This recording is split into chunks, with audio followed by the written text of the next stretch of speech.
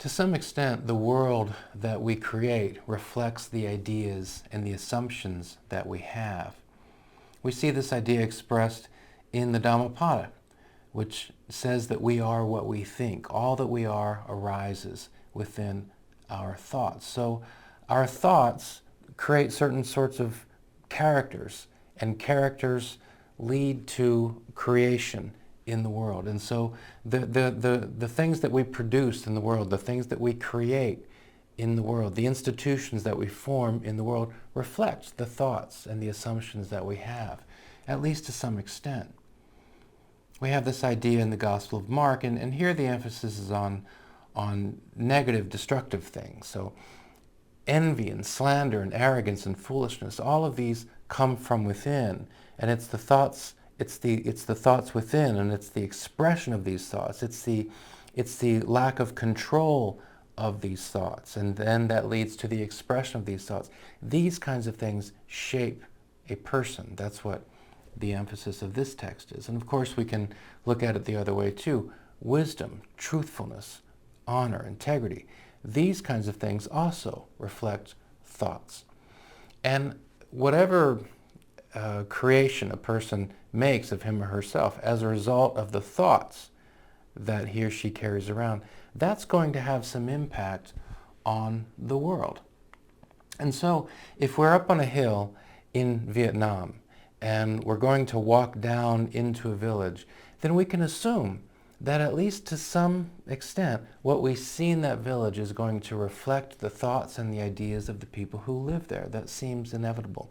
If we're on a mountain in South Korea and we're going to walk down now into Seoul, South Korea, the capital of South Korea, I think we can just assume that what we see there is going to be a reflection of the thoughts and the assumptions and the ideas that people who live there have.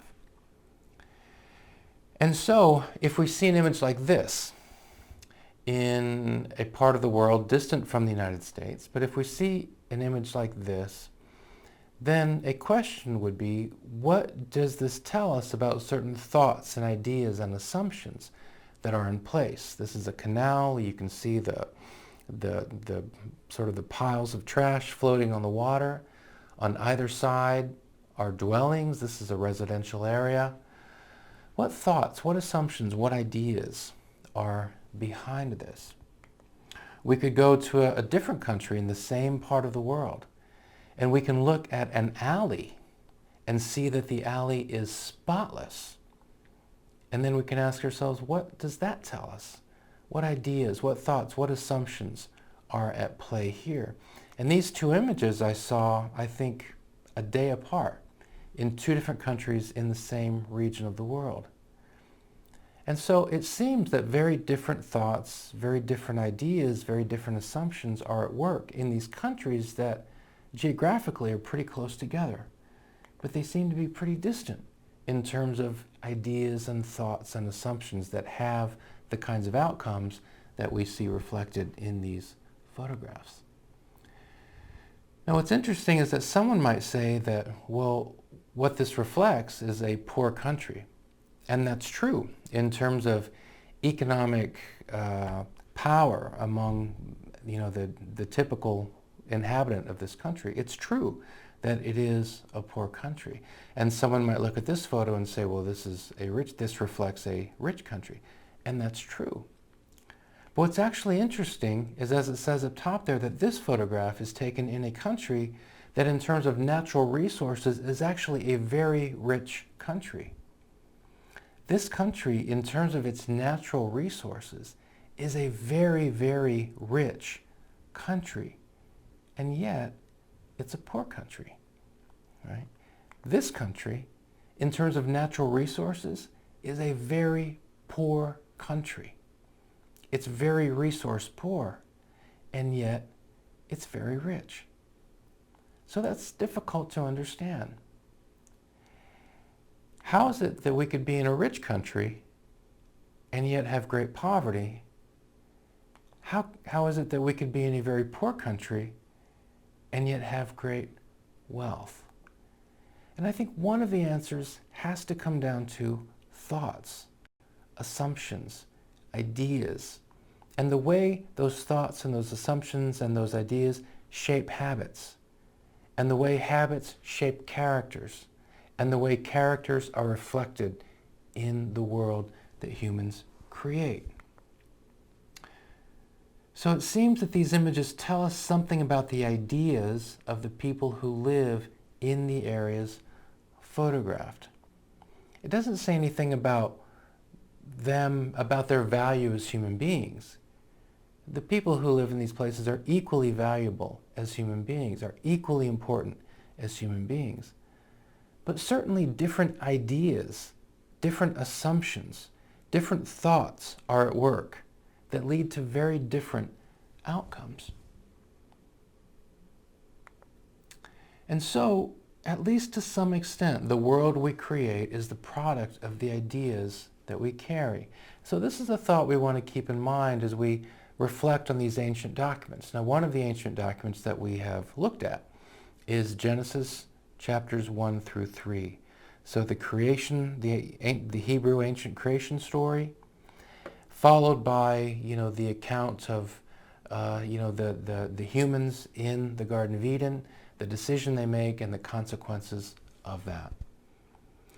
Now, if we ask questions about, the thoughts and ideas that are expressed in these documents, and one of those questions is, according to Genesis chapters 1 through 3, what are people like? I think, we can come up with a fairly substantial list, and here's a list of some things that the text seems to suggest about human beings. Now, I've indicated in a different video that Genesis 1 through 3, whatever else it is really good literature. And one of the reasons I say that is that the mark of good literature, or a mark of good literature, is that it just kind of gives and gives and gives. It leads to all kinds of potential conversations, to all kinds of potential thoughts, and so on. It's just a very wealthy thing. I think a mark of good literature is that it's rich. There's a lot you can do with it. And so, although it takes no more than a couple minutes to read everything about what's said about human beings in Genesis chapter 3, or in that first section of Genesis, I think that a lot of ideas are expressed about people. We won't read the whole list, but one of the things, just to notice the very first bullet point, is that one of the things we see is that human beings in this text are extremely important. They're made in God's image. There are a lot of creatures referred to in the first 3 chapters of Genesis, but there's only one that's made in God's image, so that makes humans unique. It makes them, I think, important. And human beings are made of 2 basic things. They're made of the breath of God and the dust of the earth, right? So they're natural stuff, but they're also spiritual stuff, right? They're made of the breath of God and the dust of the earth. In other words, the same stuff as the world, right? Which is true. Human beings are made of the same material as trees and other creatures on earth, but also made of the breath of God. So human beings are very important. Human beings can rule. Remember, human beings are given control over the garden. They're given the responsibility to name the animals. We're not reading the whole list here, but going down, human beings have a sense of morality, a sense of right and wrong, right? Let me see, human beings are social creatures, right? So Adam was thrilled when Eve shows up. So humans are social creatures, yet they are also prone to conflict. And so it's not very long after Adam rejoices that Eve has come onto the scene that Adam and Eve are in conflict with one another. Human beings are curious, which can be a good thing, can be a bad thing, just depends on where that curiosity goes. Human beings can bring trouble on each other, and that's what happens in the story of Genesis. They tend to place blame on one another. So it's a rich text. It doesn't take long to read, but there's a lot going on in the text, and the text, presents a pretty complicated creature. All right, what are human beings like? And I think the list that we can get from the first part of Genesis is fairly lengthy. If we ask the question, what is God like? the God depicted in Genesis 1 through 3, what is that God like? This is a short list. I'm sure we could add other things, but it seems pretty clear that this God is orderly. We've got that 1, 2, 3, 4, 5, 6, 7, right? Very easy to read, very easy to follow, that first part of Genesis. This God is very powerful. He speaks into existence, the earth and the animals and all of that. Just the power of the word, right, speaks all of this into existence. And yet we see that this God is willing to delegate authority. This God is willing to delegate responsibility, all right? Adam is given the responsibility to name the animals. They're given responsibility to tend to the garden. They're given moral responsibility. They have a choice. So this is a very powerful God, obviously. But it's a God who's willing, it seems, to hand power over, to delegate responsibility, to delegate power. And that's why I write that this God is willing to take a risk. Some people may not like how that's put. They may not like that phrase. But anyway, I think you get what I mean. This God in this passage doesn't seem to be a controller, right? Things are set up, some responsibility is delegated, and human beings are given the tremendous power of choice. And then after we see human beings, making their choice and making not a good one, that they're given a second chance. So this is a God who has a sense of justice, right and wrong, but the human beings are given a second chance. Other things can be added to the list. We come to a different text, to another ancient creation text. And this comes to us from ancient Mesopotamia, roughly corresponding with present-day Iraq. All right? Other parts of the Middle East too, but I think we're thinking mainly of present-day Iraq. And this document is called the Enuma Elish, and it's a Mesopotamian creation story compiled around the year 1200 BC. And this is just a short excerpt of it, and you can easily find the complete Enuma Elish, what exists, because there are some parts of it that have been lost.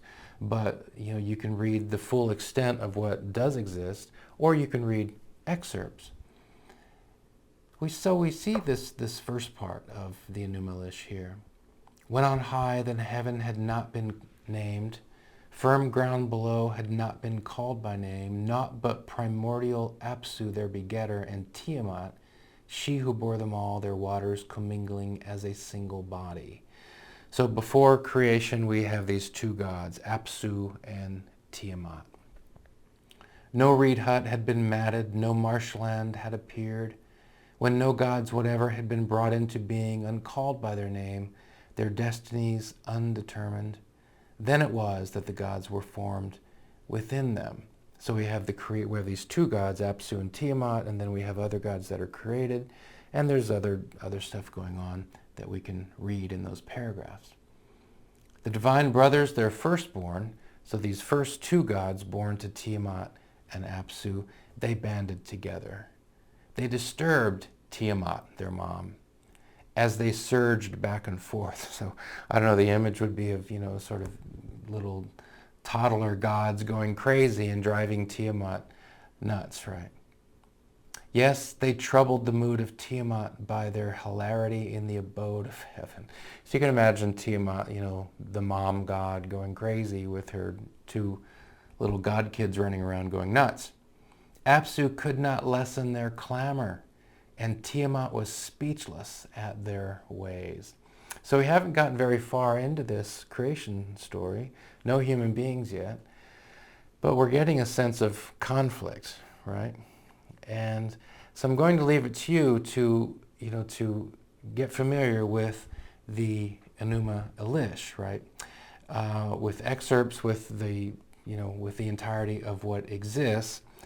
Okay, so as a way of getting into this, we can compare and contrast these creation stories, the creation story of the Hebrews, the creation story of the Mesopotamians. And here are some questions we can consider. What do the different deities seem to want? So the Hebrew God, what does the Hebrew God seem to want? What do the deities in the Mesopotamian Enuma Elish seem to want? And to link this to where this discussion began, imagine yourself as a person in ancient Israel. Imagine yourself as a person in Mesopotamia, ancient Mesopotamia. And when you look at the universe, you have in your mind certain thoughts, certain assumptions about God in the case of the Hebrews, or the gods in the case of the Mesopotamians. What are those thoughts? And how might those thoughts then shape how you see the world and how you act? What are the deities like? How, if at all, are they similar? How are they different? What kinds of personalities do the deities seem to have? If we can think of the deities described in the Mesopotamian Enuma Elish, the Hebrew story of Genesis, if we think of them as human beings, how would we describe them as people? All right. What kind of relationship do the deities seem to have with people? Again, this is kind of important in ancient Israel and ancient Mesopotamia. You look at the universe, you have certain thoughts, certain assumptions about God or the gods. And then you ask yourself, and what do those gods, what does that God, what do they think of me? What sort of relationship is possible? That's a pretty important set of questions. That's a pretty important set of thoughts that leads to assumptions. And then that leads to shaping how we act, how we carry ourselves in the world. What roles do people play in the two creation stories? What are people for? Why are people created? Let's consider that one person's view of the universe is shaped by the Hebrew account of creation. Another person's view of the universe is shaped by the Mesopotamian story. How are their perceptions of the universe likely to be different? When ancient Hebrews and Mesopotamians looked at the universe, how did their perceptions differ? What different assumptions did they have about the universe? Those last two questions are really asking the same thing. What we're getting at here is the importance of the thoughts that we carry around in our heads and the recognition that those thoughts shape who we are, they shape our communities, and they shape the worlds that we create. And if we want to live in orderly, peaceful, secure worlds, then that's a reflection of ideas. And so it's important to think about the ideas that we have. And one of the ways to practice thinking about our own ideas, our own assumptions, our own ideas and our own assumptions, is to look at people in the past, to look at their ideas, to look at their assumptions, and to see, well, where did those ideas take them? Where did those assumptions lead them? And we can learn from their experience, and then we can apply what we learn to our own lives.